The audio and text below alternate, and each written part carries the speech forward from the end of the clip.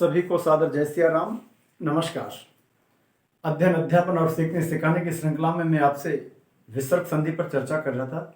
विसर्ग संधि का भाग 1 आप तक मैंने पहुंचा भी दिया था। आज मैं विसर्ग संधि का भाग 2 आप तक पहुंचाऊंगा।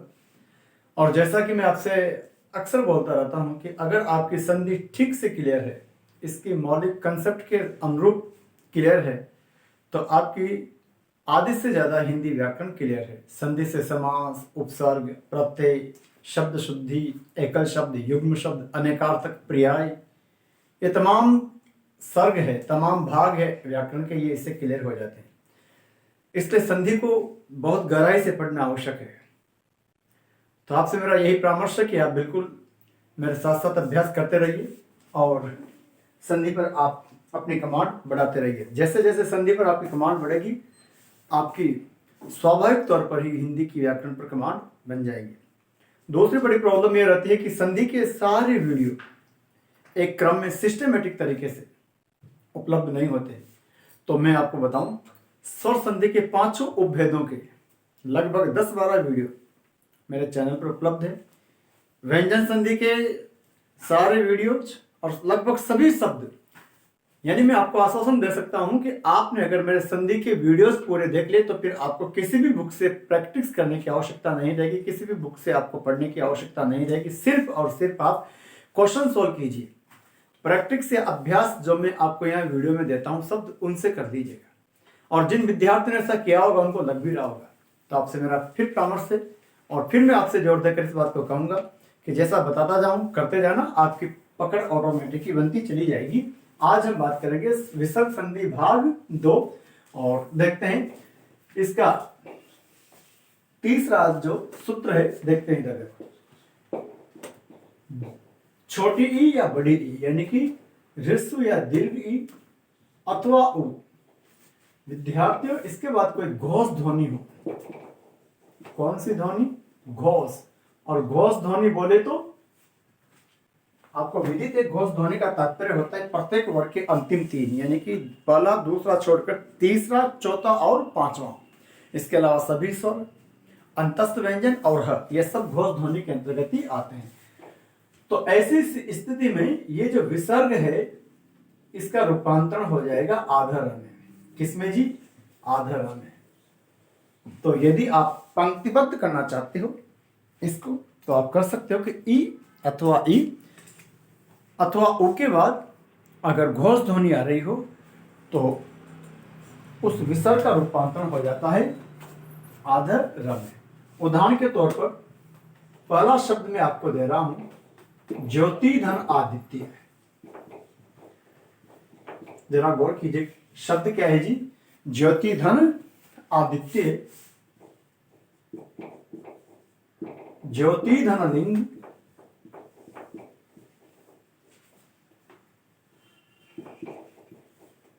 आशी धनवाद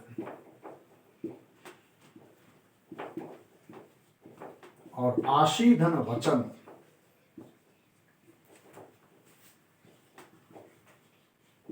बही धन द्वंद्व।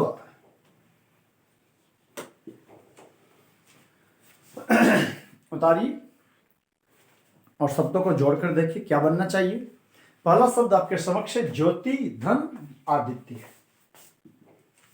जहां मेरी तर्जनी लग रही है आप वहां गौर करें। ये विसर्ग रूपांतरित होगा किसमें? आधर में। देखो ना आप, ये विसर्ग चूंकि उसके ठीक पहले क्या रहा है? ई। आप कहेंगे जी ई कहां आ रहा हो? तो ती है। तो विद्यार्थियों, इस तरह में अगर हलचल लगाओगे तो ये छोटी ई यानी कि ह्रस्व ई बाहर निकलेगी और उसके बाद आपके पास है क्या? विसर्ग। तो ये विसर्ग आधर में जाएगा। अब इस आधर में पीछे से आ मिल जाएगा तो नया शब्द अस्तित्व में आएगा, ज्योतिरादित्य। क्या बना जी? ज्योतिरादित्य। इसी प्रकार ज्योति धन लिंग, तो नया शब्द जो बनेगा ज्योतिर्लिंग। नया शब्द क्या बना? ज्योतिर्लिंग। आशी धनवाद, ये विसर्ग यहां पर रूपांतरित होगा र में। और याद रखना, अब चूंकि पीछे कोई स्वर उपलब्ध नहीं है, हेलो, पीछे कोई स्वर उपलब्ध नहीं है, यहां इसलिए यहां ल पर निकला और यहां व पर निकला, ये शुद्ध शुद्ध में आता है। अधिकतर विद्यार्थी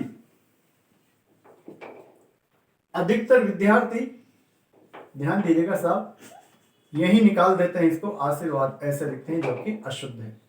शुद्ध शब्द क्या है? शुद्ध शब्द क्या है साहब? आशीर्वाद। ये आशीर्वाद अशुद्ध, ध्यान रखना, बहुत कॉमन शब्द है लेकिन अक्सर एग्जाम में आ जाता है और छात्रगण इसको अशुद्ध कर देते हैं। आशीर्वाद, एक बार फिर मैं आपसे चाहूंगा, ये विसर्ग आधर में जाएगा और ये निकलेगा आने वाली ध्वनि के ऊपर, तो शब्द बनेगा आशीर्वाद। इसी भांति अगर यहां देखोगे तो शब्द क्या बनेगा जी? आशीर्वचन। और आप जानते हो यहां पर भी व पर जाएगा, क्योंकि आशी और उसके बाद फिर ये विसर्ग आपका आ रहा है और ये विसर्ग रूपांतरित होकर चला गया र में, तो व पर निकल जाएगा आशीर्वचन। आशीर्वाद और आशीर्वचन दोनों एक दूसरे के पर्यायवाची हैं, अच्छे वचन। वही आशीर्वाद कहलाता है, वही आशीर्वचन कहलाते हैं।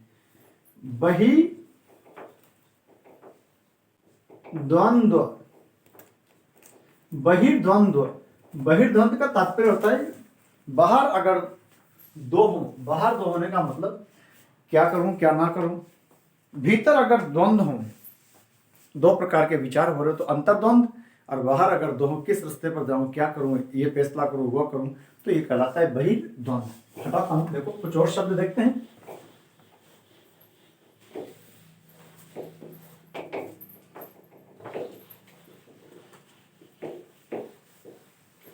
देखो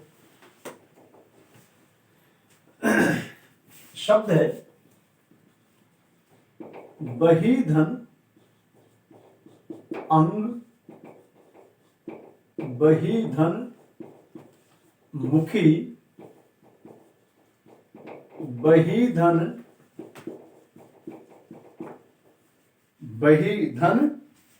आक्रमण,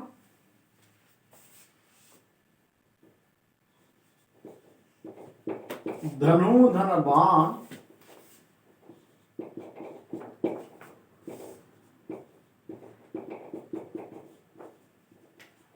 धनुधन विद्या, चतुधन भुजा,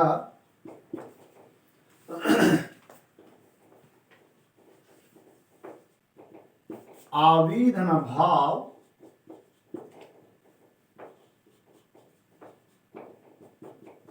आविधन भूत। बनाइए, जोड़िए, क्या क्या शब्द बनेंगे साहब, करिए फटाफट विद्यार्थियों। फिर देखो जहां मेरी तर्जनी लग रही है, ये विसर्ग रूपांतरित होगा आधर में और आधर में मिलेगा अ। तो इस आधर में जो ही ये आधर, इस आधर में अ मिला तो आपको विदित है ये र पूरा हो जाएगा और अनुस्वार अपने स्थान पर हो जाएगा और इस भांति नया शब्द आएगा तो वो होगा बहिरंग। बहि का मतलब होता है बाहर, अंग का मतलब होता है बाहर। याद कीजिए मैंने जब आपको इसके पहले वाला सूत्र बताया था तो वहां अच्छे से कहा था अंतरंग का विलोम होता है बहिरंग। अंतरंग यानी भीतर वाला और बहिरंग का मतलब होता है बाहर वाला। जहां भी आप जाते हो किसी कॉलेज, यूनिवर्सिटी, हॉस्पिटल, जहां भी आप जाते हो वहां लिखा होता है बहिरंग कक्ष। इसका तात्पर्य वो कक्ष जो बाहर है। ध्यान देना साहब, यहाँ पर आप जानते हो चूंकि यहाँ विसर्ग के आधर में चला जाएगा लेकिन पीछे कोई स्वर उपलब्ध नहीं है और जब कोई स्वर उपलब्ध नहीं है तो ये आधर मकार के ऊपर निकलेगा, यानी कि यहाँ नया शब्द बनेगा बहिर्मुखी। इसके पहले आपके आया था अंतर्मुखी, एक दूसरे के विलोम है। अंतर्मुखी और बहिर्मुखी व्यक्तित्व के प्रकार होते हैं, 3 प्रकार के व्यक्तित्व माने जाते हैं, अंतर्मुखी, बहिर्मुखी और उभयमुखी। बहिर्मुखी वो व्यक्ति होता है जो जल्दी लोगों से घुल मिल जाता है और ज्यादा सोशल जो होता है बहिर्मुखी कहलाता है। बाहर से अगर आक्रमण हो जाए बालकों और बालिकाओं तो ये हो जाता है बहिराक्रमण।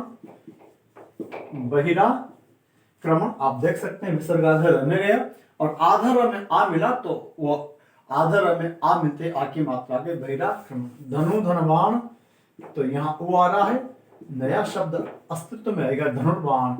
इसी भांति यहाँ होगा धनुर विद्या और यहाँ होगा आपका चतुर्भुज, जिसके 4 भुजाएं हों भगवान विष्णु को भी चतुर्भुज बोलते हैं, और एक हमारी गणित की आकृति भी है। और यहाँ याद रखना, इस भुजा का आलोप हो जाता है। यहां नया शब्द बनेगा आविर्भाव,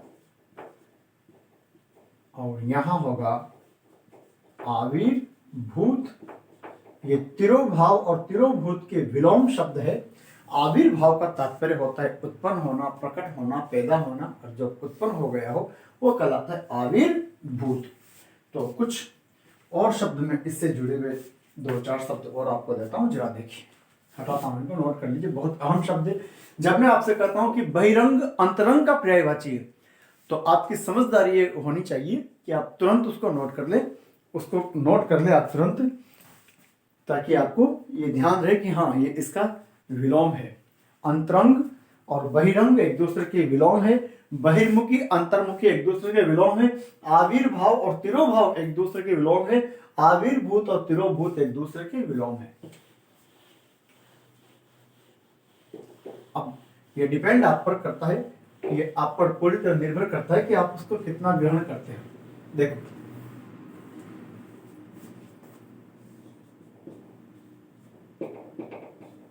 प्रादुधन भाव,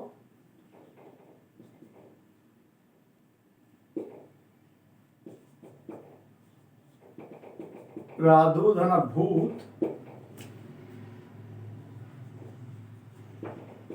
आयुधन वेद,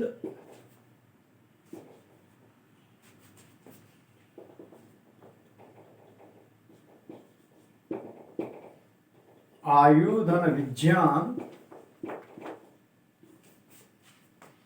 आयुधन वेद, आयुधन विज्ञान,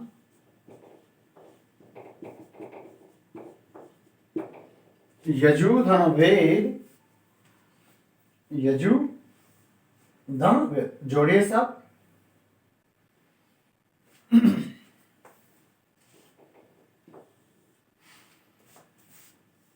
प्रादुर्धन भाव शब्द क्या बनेगा जी? प्रादुर्भाव। विद्यार्थियों, हो क्या रहा है? ये विसर्ग आधा र में जा रहा है, और ये आधा र कहां जाएगा? भ महाप्राण के ऊपर। तो नया शब्द बनेगा प्रादुर्भाव, और यहां नया शब्द बनेगा प्रादुर्भूत। प्रादुर्भूत, यहां नया शब्द होगा प्रादुर्भूत। प्रादुर्भाव आविर्भाव का पर्यायवाची है, और प्रादुर्भूत आविर्भूत का पर्यायवाची है, उत्पन्न होने का।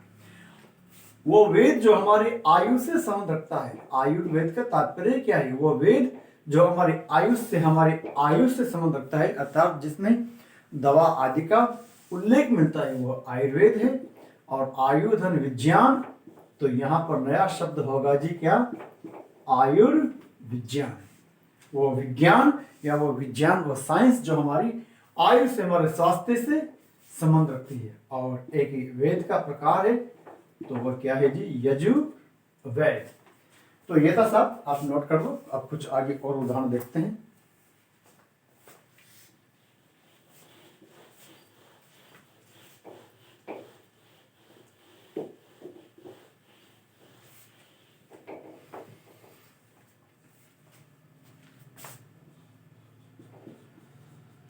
ज्योतिधन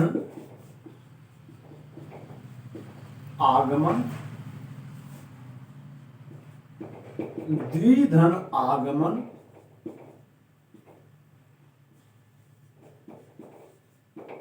ज्योतिधन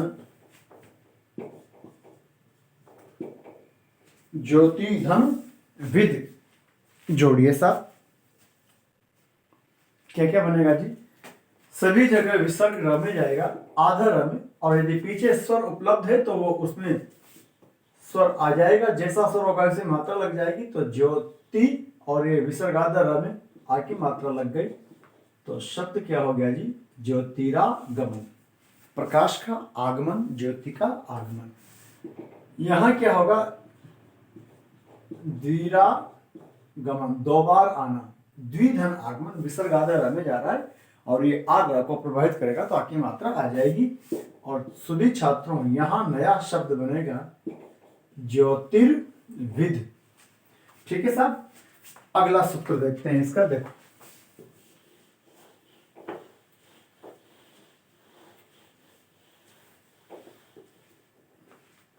अगला सूत्र देखते हैं। देखिए ये है नी, इसके बाद विसर्ग है। अब थोड़ी समझने की चेष्टा करना, मैं कुछ चीजों को समेट रहा हूं, एक ही जगह बता रहा हूं ताकि आपको आसान रहे। क प फ च छ और श, और एक त और स।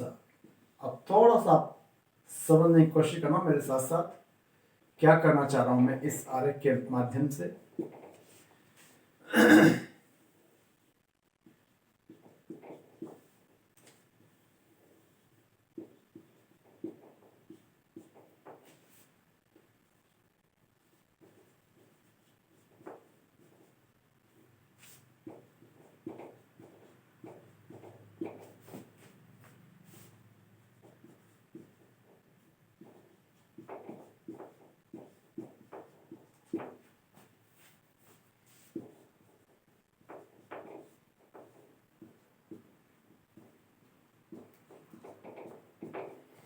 देखो, एक बार देखो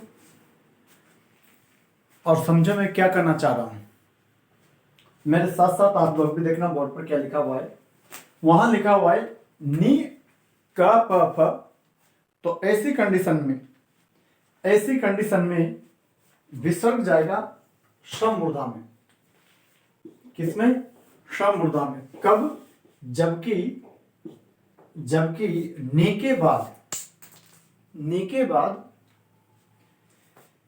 के बाद ऐसा कोई शब्द है जिसका स्टार्टिंग, जिसकी शुरुआत क से, प से या फ से हो, तो फिर ये विसर्ग जो है ये रूपांतरित हो जाएगा श्रम मूर्धा में। जैसे निधन कपट से निष्कपट, निधन प्रभाव से निष्प्रभाव, निधन पाप से निष्पाप, निधन फल से निष्फल।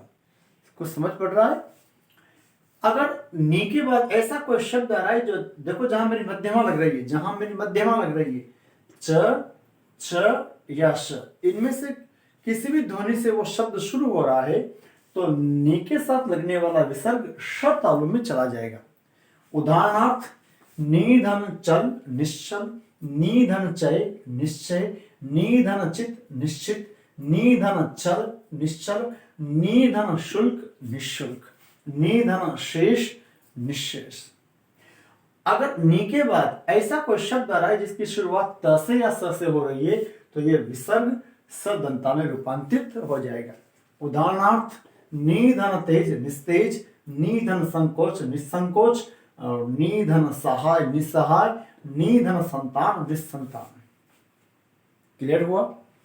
अगर इन 8 ध्वनियों से कोई अन्य ध्वनि आ रही, भाई इस नी के बाद इधर जो शब्द आएगा वो आवश्यक नहीं है कि इन 8 ध्वनियों से ही शुरू हो।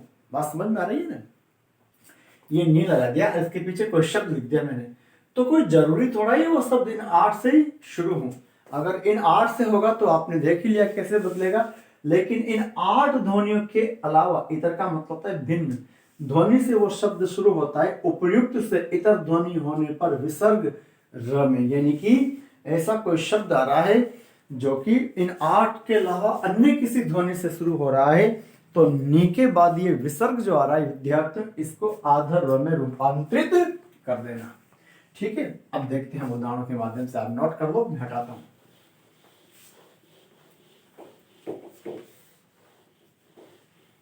देखो शब्द देखिए आप लोग, ये नी लिख दिया आपने। अब यहां सबसे पहले देखो कपट, कलंक,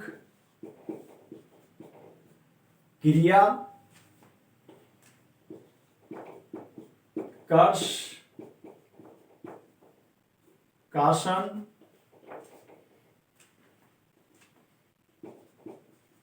पाप, पक्ष, प्रभा,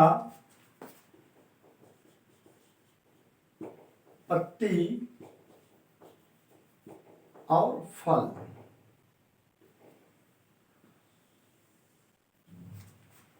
पत्ती और फल। देखो आप क्या देखते हो, ये जितने भी शब्द यहां आ रहे हैं, ये तमाम शब्द, सारे शब्द या तो क से शुरू हो रहे हैं, या तो प से शुरू हो रहा है, या तो फ से शुरू हो रहा है। तो देखो जी, ऐसी कंडीशन में हमारा विसर्ग जाएगा आधा षमूर्धा में, यानी षटकोण में। तो देखो क्या बनेगा जी, निष्कपट, निष्कपट। यहां क्या बनेगा जी, निष्कलंक। ध्यान दीजिएगा साहब, यहां क्या बनेगा, निष्क्रिय। क्रिया है तो भी ठीक है, और क्रिया की जगह क्रिया भी आ जाए तो भी निष्क्रिय ही बनेगा। जो कोई क्रिया ही ना करे वही निष्क्रिय है। और यहां पर क्या बनेगा जी, निष्कर्ष, और यहां निष्कासन। क्या बनेगा साहब, निष्कासन। जिसमें कोई पाप ही ना हो उसको बोलते हैं निष्पाप, और जो किसी भी पक्ष में ना हो उसको बोलते हैं निष्पक्ष, और जिसमें चमक न रही हो, यहां भी ध्यान रखना विद्यार्थियों, ये आ का लोप हो गया और शब्द हो गया निष्प्रभ। निष्प्रभ को हिंदी में लिख लेना, एकल शब्द में काम आएगा। निष्प्रभ का तात्पर्य होता है जिसकी प्रभा, यानी जिसकी कांति, जिसकी द्युति, जिसकी आभा, जिसका तेज, जिसका ओज समाप्त हो गया है, उसको बोलते हैं निष्प्रभ। और यहां नया शब्द बनेगा आपका निष्पत्ति। निष्पत्ति का तात्पर्य होता है उत्पत्ति, और यहां हमारा शब्द बनेगा निष्फल। निष्फल यानी व्यर्थ। नोट कर लीजिए, कुछ शब्द में और आपके देता हूं, उतारो।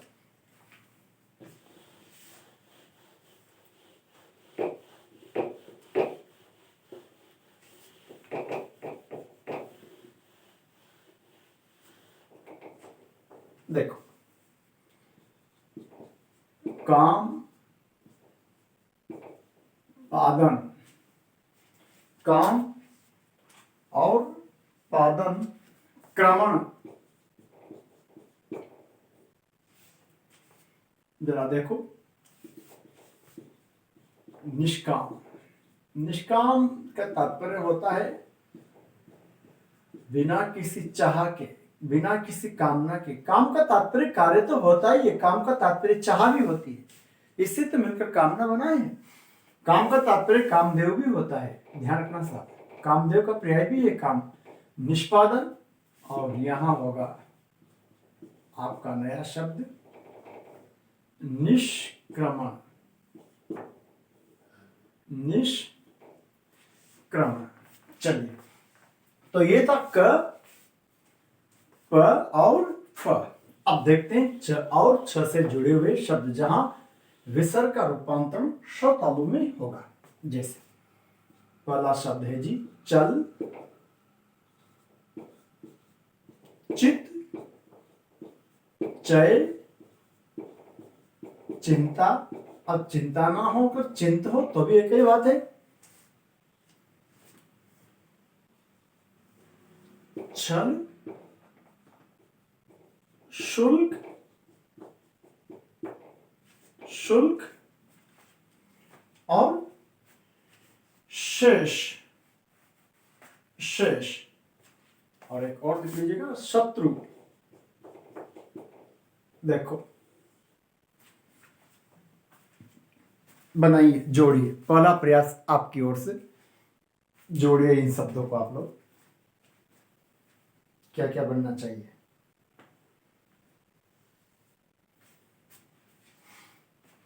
विसर्ग का रूपांतरण किसमें करोगे? यहां पर श तालु में। तो निश्चित यहां नया शब्द क्या बनेगा जी? निश्चल, जो चले नहीं, जो गति ना करता हो। और मेरे सभी छात्रों, यहां जो शब्द बनेगा आपका वो होगा निश्चित।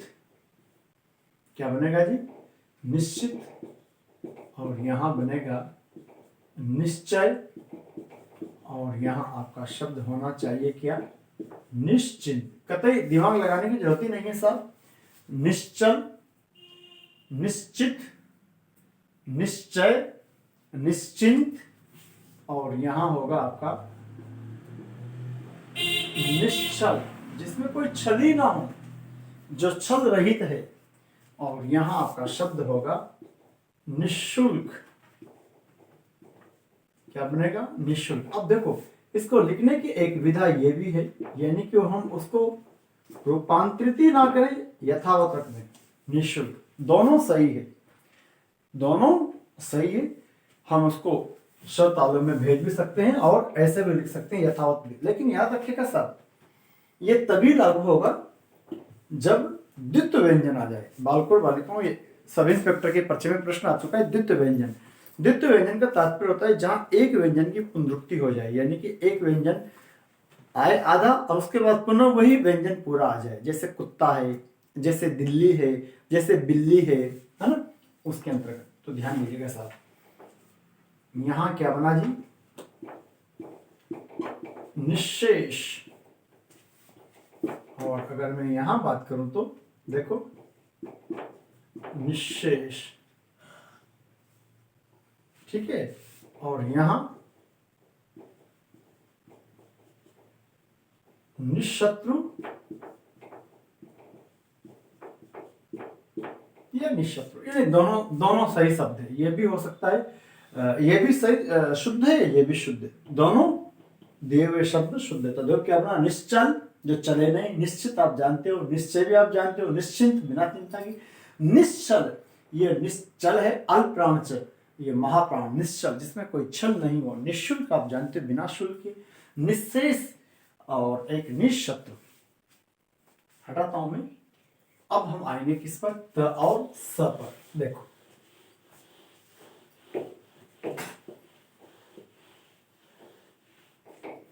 त और स। तेज, संकोच, सहाय, संतान,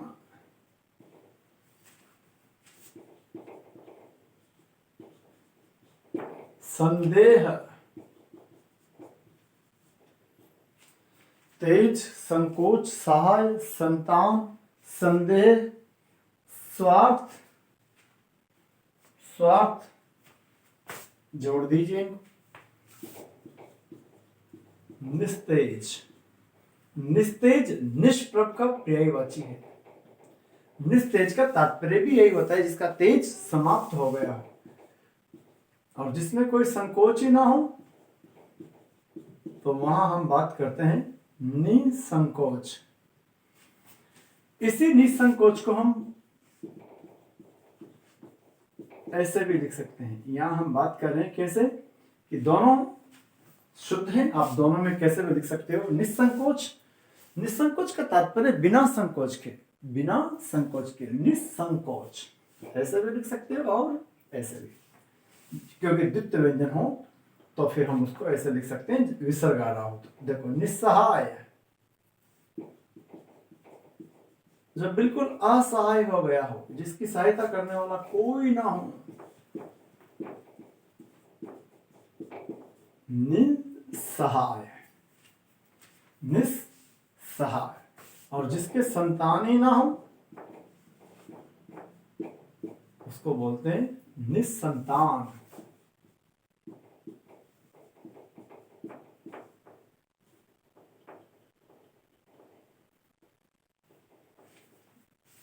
और जिसमें कोई संदेह ही ना हो उसको क्या कर सकते हैं जी? निस्संदेह।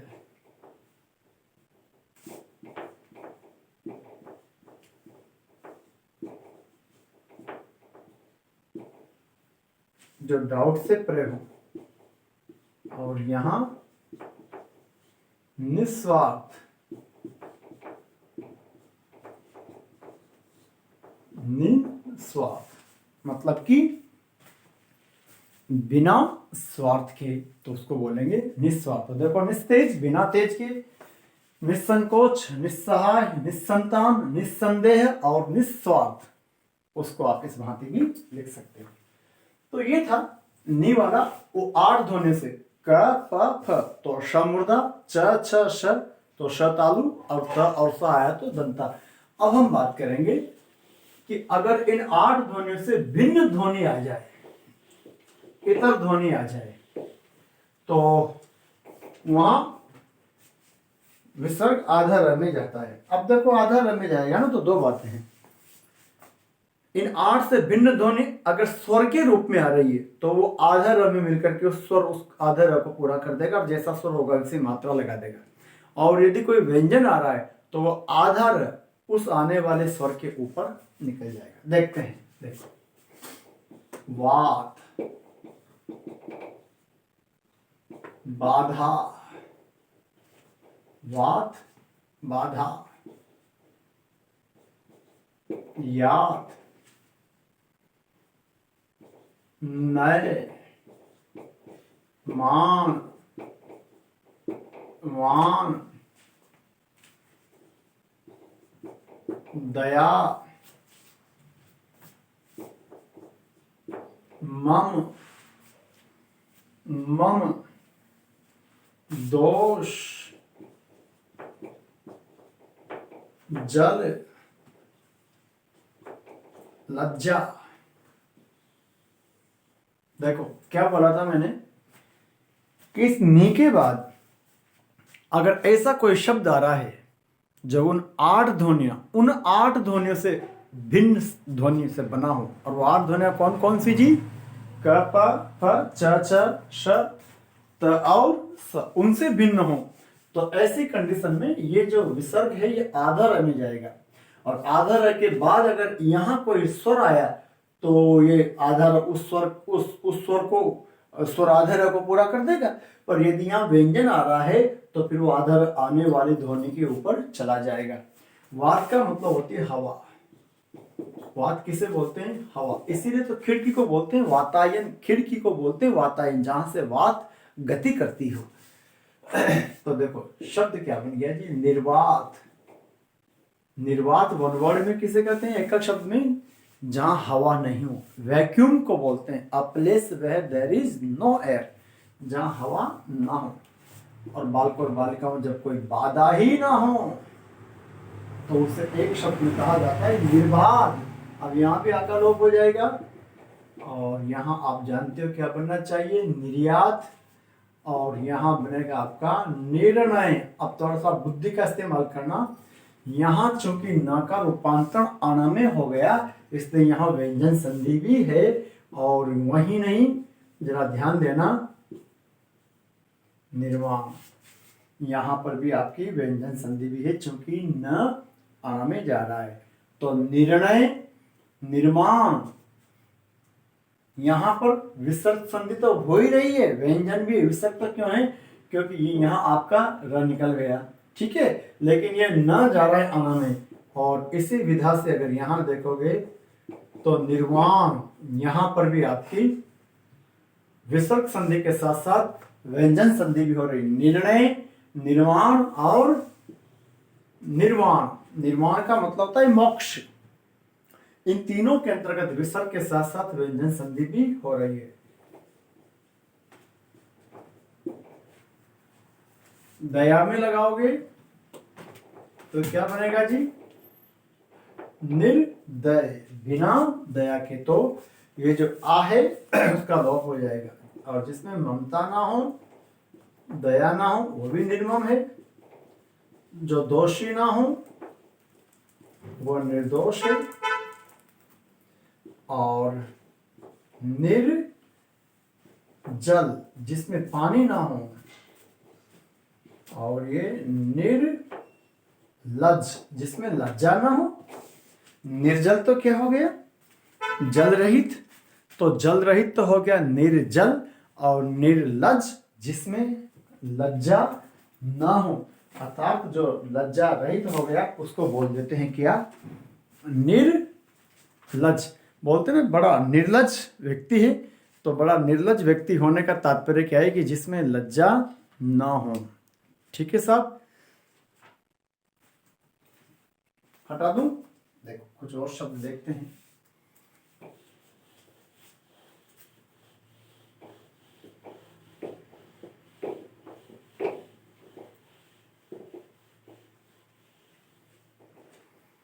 देखो, निमेष गुण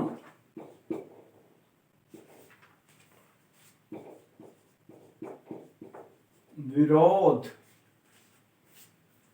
विरोध, भ्रांत, भ्रांत, वाह, वाह, बल और धन। एक बार इन शब्दों को भी आप जोड़कर देखें, बल और धन, जोड़िए, बनाइए।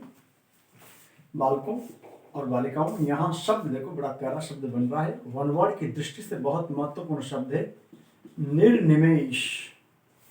निर्निमेष किसे कहते हैं? निर्निमेष बताइए। निर्निमेष बोलते हैं अपलक, एक टक किसी को देखना, वो कहलाता है निर्निमेष। शब्द युग्म की दृष्टि से याद रखना, एक होता है निमेष और एक होता है निमिष। निमिष का तात्पर्य होता है क्षण और निमिष का मतलब होती है पलक। क्या बोल दिया जी? निमिष मतलब क्षण, क्षण, पल। एक निमिष का समय भी नहीं मिला आपको, निमेष पलक। तो निर्निमेष अपलक, एक टक, और निमिष क्षण। यहां क्या बनेगा जी? यहां शब्द होगा निर्गुण और यहां निर्विरोध, जिसका कोई विरोध ना हुआ हो, जिसका कोई विरोध ही ना हो। कई बार आप सुनते हो ना, निर्विरोध चुन लिया गया, तो निर्विरोध चुन लिया गया मतलब उसका किसी ने विरोध ही नहीं किया। ठीक है, यहां आ रहा है आगे भ्रांत। क्या है जी? भ्रांत। तो नया शब्द क्या बना? निर्भ्रांत, जिसमें कोई भ्रांति ना हो, जो बिल्कुल स्पष्ट हो। और यहां आपका नया शब्द बनेगा निर्वाह, क्योंकि विसर्ग आधा र में जा रहा है और यहां निकल रहा है, और जिसमें बल ना हो, कमजोर हो, निर्बल, और जिसके पास धन ना हो, वो कहलाता है निर्धन। क्या देखा छात्रों और छात्राओं, विद्यार्थियों, कि हमने देखा है कि नी के बाद क प फ च छ श त और स से भिन्न ध्वनि हो तो नी के बाद आने वाला विसर्ग आधा र में चला जाता है, और उसके पीछे अगर व्यंजन आ रहा है तो फिर वो ऊपर निकल जाता है। ठीक है। अब अगर मान लो स्वर आ रहा हो, तो स्वर आ रहा हो तो साफ वह स्वर उस आधे र को पूरा कर देगा, और जैसा स्वर होगा वैसी मात्रा लग जाएगी। तो मैं अब चाहूंगा कि आपको इसके बाद ऐसे शब्द भी बता दूं जिनमें स्वर आता है। देखें, आमय, आहार, आमिष, आकार, आलोक, अभ्र, आनंद,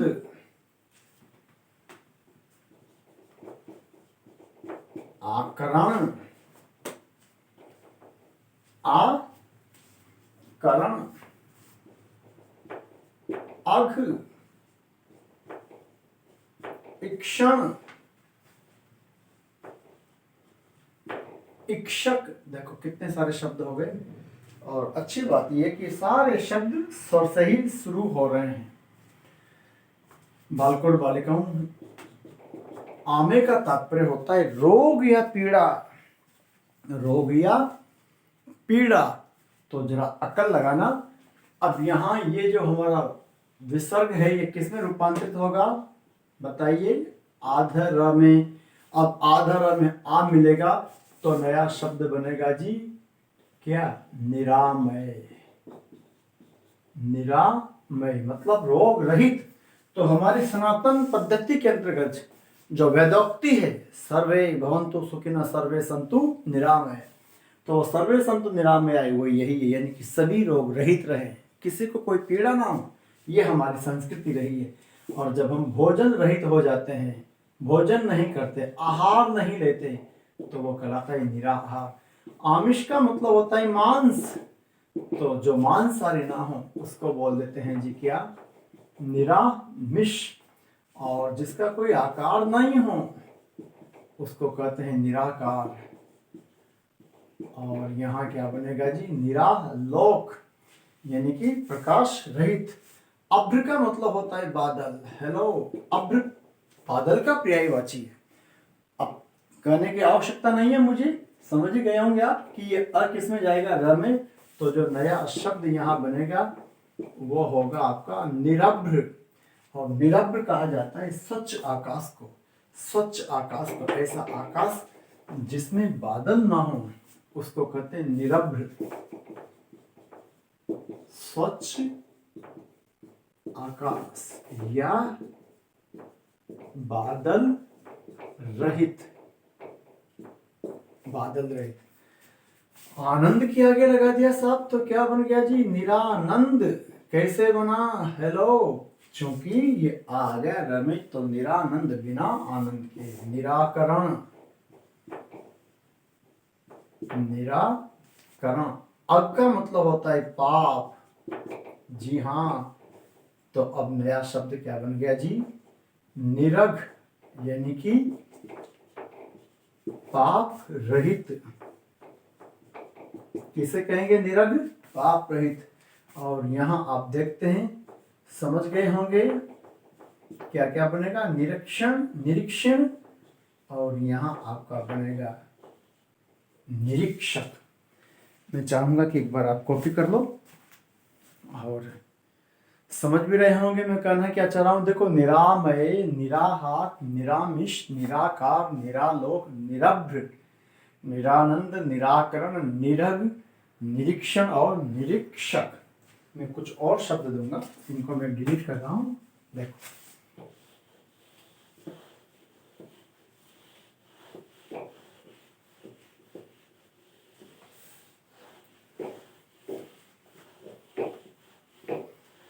कुछ और शब्द देखिए साहब।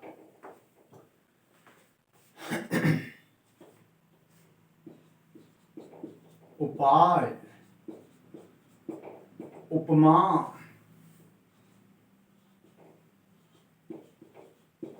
उद्देश्य। उपाय, उपमा, उद्देश्य, आशा,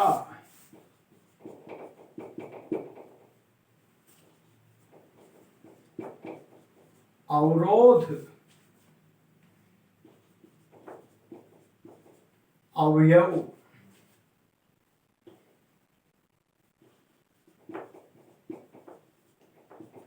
अपराध, अहंकार, अभिमान। यहां से ये सारे शब्द शुद्ध अशुद्ध की दृष्टि से महत्वपूर्ण है, ध्यान रखना। क्या बोल रहा हूं, ये शुद्ध अशुद्ध की दृष्टि से महत्वपूर्ण है। अक्षर,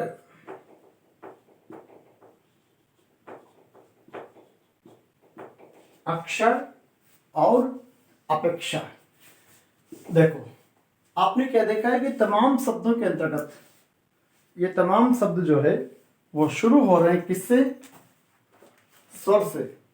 और जब ये स्वर से शुरू हो रहे हैं तो निश्चित रूप से, जब ये स्वर से शुरू हो रहे हैं तो निश्चित रूप से ये स्वर इस र को प्रभावित करेगा। अब जैसे यहाँ शब्द क्या बन जाएगा जी, निरुपाय, बिना उपाय के। और यहाँ क्या बनेगा, निरुपम। अब यहाँ ये जो माँ है वो हट जाएगा। निरुपम का तात्पर्य भी क्या होता है, जिसको उपमा न दी जा सके, जिसकी तुलना न की जा सके, that can not be compared. और जिसका कोई उद्देश्य ही ना रहा हो उसको कहा जाता है साहब निरुद्देश्य। और ये आपकी हो जाएगी क्या, निराशा। अब जरा यहां देखिएगा, ये अ जो है आधा र में आएगा तो निरवरोध। देखो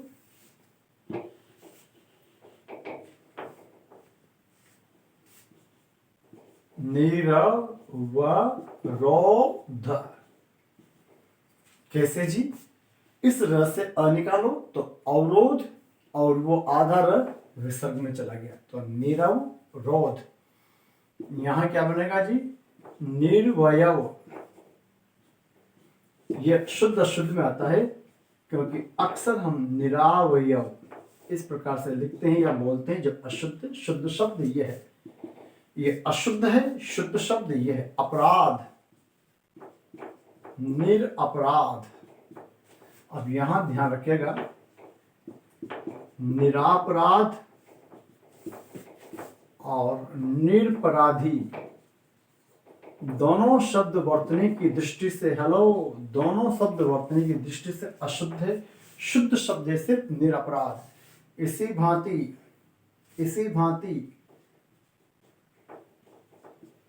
निरहंकार, निरहंकार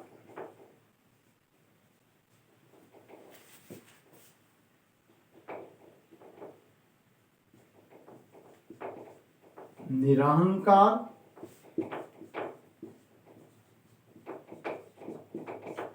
और निरहंकारी, तो ये शब्द भी अशुद्ध है, ये भी अशुद्ध है। शुद्ध शब्द कौन सा है जी?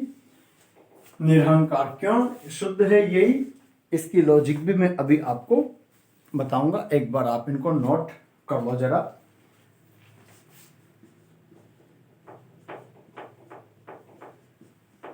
निरभिमान,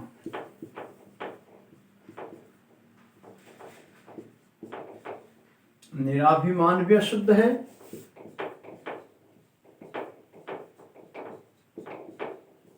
और निरभिमानी भी, यह भी अशुद्ध, यह भी अशुद्ध।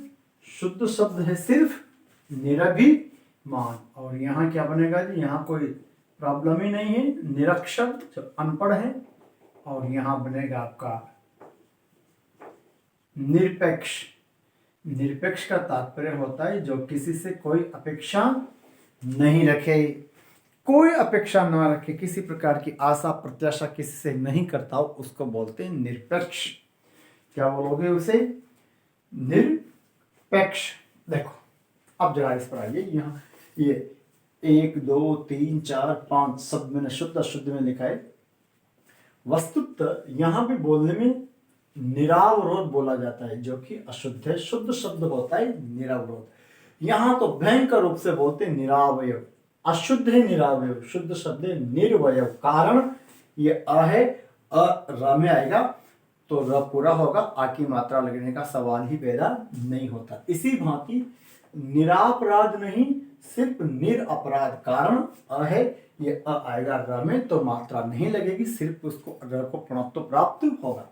ठीक इसी विधा से यहाँ पर तो निरवरोध, निर्वयव, निरपराध, निरहंकार और निरभिमान, ये बात तो आपको समझ में आ गई कि सही ये है।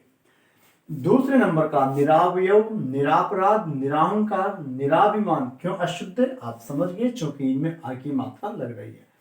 लेकिन पीछे जो मैंने यहां लिखा निरपराधी, निरहंकारी, निरभिमानी, भला ये क्यों अशुद्ध है? ये कारण आप जान लीजिए। ये जो शब्द बने मेरे विद्यार्थियों, निरपराध, निरहंकार और निरअभिमान, ये खुद ही मतलब स्वयं ये शब्द ही विशेषण हो गए। तो अब इनमें जब निर उपसर्ग लगा दिया या नी लगा दिया आगे, तो पीछे ई प्रत्यय लगाने की आवश्यकता नहीं है। और अगर पीछे ई प्रत्यय जोड़ दिया तो ये शब्द अशुद्ध हो जाएंगे। देखो जी, अपराधी सही है, अहंकारी भी सही है, अभिमानी भी सही है। वो बहुत अभिमानी है, वो अहंकारी है, वो अपराधी है। लेकिन जब आपको ये कहना हो कि वो निरअपराधी है तो गलत होगा। यदि आप बोलते हो निरहंकारी है तो गलत है, वो निरअभिमानी है तो गलत है। आपको सिर्फ कहना होगा वो निरअपराध है, वो निरअभिमान है, वो निरहंकार है, क्योंकि निर लगते ही ये शब्द जो है विशेषण बन गए। Have you got it? अगर आप समझ गए तो आगे बढ़े। और बाकी तो निरपेक्ष मैंने बताए थे आपको, जो किससे अपेक्षा ना रखे। दो तीन शब्द इसके और देखो कुछ, उसके बाद फिर मैं आपको आगे ले चलता हूं। देखो मैं आपको बोल रहा ना, अगर आपने जैसा कहा है उसका अनुसरण कर लिया, सड़ी हुई अक्कल नहीं लगा करके, ज्यादा अक्कल किंतु परंतु नहीं करके, तो आप वही लाभ ले लोगे जो ऑफलाइन में लेते हो। देखो यहां पर आप देखिए, शब्द दे रहा हूं मैं आपको, एक अच्छा शब्द है अंजन। अंजन का तात्पर्य होता है काजल। आधार, अंजन और आधार। आवरण, आवरण आश्रित, आवरण और आश्रित। और एक उक्त, एक उक्त। जोड़िए, एक और लिख लेना आपद। चलिए साहब जोड़िए, इन शब्दों को बनाइए, क्या क्या नए शब्द बनेंगे, बनाओ फटाफट। पहला प्रयास आपकी ओर से। अब आप समझ ही गए, यहाँ विसर्ग का रूपांतरण हो जाएगा र में, और र में पीछे से स्वर आकर के मिल जाएगा। तो देखो बालकों और बालिकाओं, नया शब्द बनेगा निरंजन, जिसमें कोई अंजन ना हो, जिसका कोई आधार ना हो, निराधार बातें कर रहा है।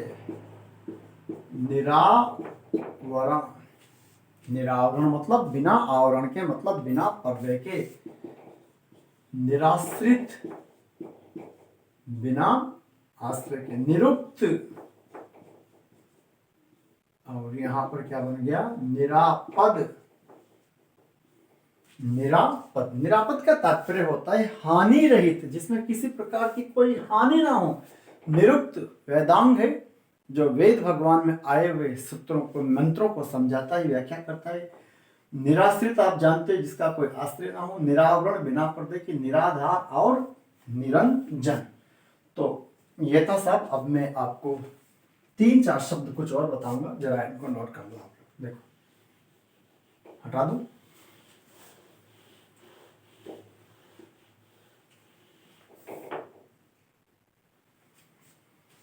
इस नी के बाद देखो, यहां देखो, इस नी के बाद ऐसा कोई शब्द आ रहा हो जो र से शुरू हो, तो इस विसर्ग का तो हो जाता है लोप, और ये जो है इसका हो जाता है दीर्घीकरण। दीर्घीकरण बोले तो ये छोटी ई बड़ी ई में चली जाती है। नहीं समझे ना? देखो बोर्ड पर देखो क्या लिखा हुआ है। ने के बाद ऐसा कोई शब्द आए जो र से शुरू हो, तो इस विसर्ग का तो लोप हो जाता है और छोटी बड़ी में चली जाती है। जैसे मैं यहाँ कुछ शब्द आपके समक्ष लिख रहा हूं, गौर करना। देखो पहला शब्द लिख दिया मैंने रोग, रव, रस और रंध्र। क्या देख रहे हैं आप?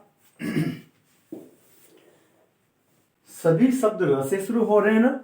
तो अब देखो जहां मेरी मध्यमा लग रही है वहां देखो विसर्ग का तो क्या हो जाएगा, लोप, यानी कि लुप्त हो जाएगा, और इसका दीर्घीकरण हो जाएगा, यानी कि छोटी ही बड़ी ई में चली जाएगी। अर्थात विद्यार्थियों ये होगा निरोग, यहां होगा आपका नीरव, यहां होगा आपका नीरस, और यहां आपका नया शब्द बनेगा निरंध्र। क्या बनेगा जी? निरंध्र। अब मैं आपको बता देता हूं, यहां काम की बात जरा ध्यान रखना। निरोग ये पढ़ते हैं 100 में से 99 बार या 99 जगह आपको ऐसा मिलता होगा जो कि अशुद्ध है। दूसरी बात, निरोगी भी अशुद्ध है। तीसरी बात, निरोगी कैसा भी हो अशुद्ध होगा, निरोगी कोई शब्द ही नहीं है। शुद्ध शब्द सिर्फ क्या है? निरोग। मैं फिर आपसे बोल रहा हूं, रोग सही है, रोगी भी सही है। रोग भी सही है, भाववाची संज्ञा है रोग, रोगी भी सही है, जातिवाची हो जाएगा, और यहाँ पर विशेषण बन जाएगा, और उसका नील लगाने के बाद शब्द बनेगा निरोग। निरोग खुद विशेषण हो गया, निरोग खुद विशेषण हो गया। तो जब हम कहते हैं कि पहला सुख निरोगी काया, तो वो कहना भी शुद्ध है, हमें कहना चाहिए पहला सुख निरोग काया। अजी मैं बिल्कुल निरोग हूँ, फिट हूँ, स्वस्थ हूँ, तो मैं बिल्कुल निरोग हूँ ये कहना सही है। पर अगर मैं ये बोलूँ कि मैं बिल्कुल निरोगी हूँ, दैट विल बी इनकरेक्ट। तो मेरा आपसे परामर्श है कि आप वाचन और लेखन में निरोगी शब्द का प्रयोग ना करें। बहुतायत से हमारे परिचय में पूछा जाता है निरोगी, निरोग का प्रयोग करें, निरोगी का प्रयोग ना करें, और निरोग में बड़ी की मात्रा लगाएं, छोटी की मात्रा नहीं लगाएं। ठीक है साहब। रव का मतलब होती है ध्वनि, तो निरव का तात्पर्य होता है ध्वनि रहित, और ध्वनि रहित मतलब शांत। अरे भाई जहां ध्वनि नहीं होगी तो वो तो क्या होगा, वो शांत होगा, क्योंकि रव का तात्पर्य होता है ध्वनि। किसे कहते हैं, रव, ध्वनि को बोलते हैं। ठीक है। और जिसमें कोई रंध्र ना हो उसको बोलते हैं निरंध्र। क्या बोलोगे उसको, निरंध्र। लेकिन मेरे आपसे एक परामर्श यहां और है, कुछ लोग नीरज को भी इसी प्रकार से व्याख्या कर देते हैं, नीर और ज लगा करके और बना देते हैं क्या, नीरज। गलत, क्योंकि इसका कंसेप्ट ही अलग है। नीरज वस्तुतः नीर में ज लगाने से हुआ है। हेलो, नीर में ज लगाने से नीरज हुआ है। नीर का मतलब होता है पानी, और ज का मतलब जन्म लेने वाला, जो जिसका प्राकट्य, जिसका जन्म जल में हुआ है, कमल। तो याद रखना वहां ये वाला कंसेप्ट लागू नहीं हो रहा, वहां ये वाला हो रहा है, नीर में ज लग रहा है। याद है। तो हर बार मैं आपसे बोलता हूं, देखो सूत्र के आधार पर आप, रूल्स के आधार पर आप रट करके जुगाड़ से आप कभी भी किसी भी विषय में सिद्धस्त नहीं हो सकते। इसलिए मैं कभी कोई ट्रिक्स वगैरह नहीं बताता आपको उसके मूल कंसेप्ट तक जाना होगा। तो यहां मैं आपसे क्या करना चाह रहा हूं कि ये वाला कंसेप्ट यहां लागू नहीं हो रहा। तो ये हथकड़ी वाली बात हो गई कि नीर में रज लगा दो, नीरज बना दो, क्योंकि स्थिति वही हो रही है, विसर्ग का लोप हो गया और न छोटी बड़ी में चल जाएगी, पीछे रहा है।